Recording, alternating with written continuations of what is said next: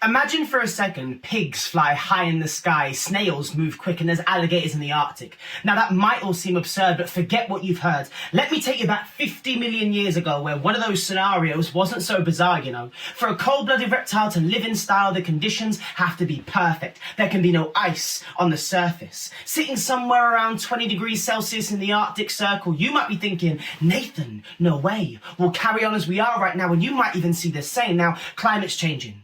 But it's always changing. But if it changes in a way that stranger understand, that signals danger. If we can map the oscillation between 016 and 018 and see which ones are evaporated from the sea, we can track the path between A and B, the links between the heat and freeze. We can see the moments we started spreading the human disease.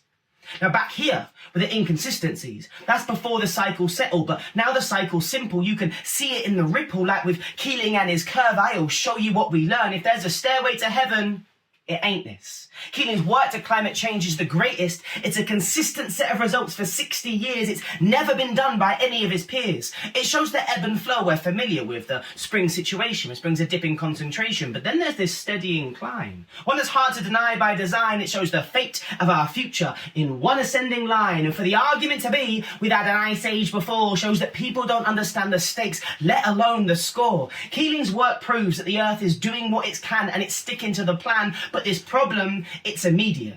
In this recipe, we're the wrong ingredient. It's time to look up and listen. If there's any information that you're missing, now's the time to make a late game addition. Be equipped with the facts and the definition. Be ready to debate the opposition, because climate change ain't a sermon, it's a mission.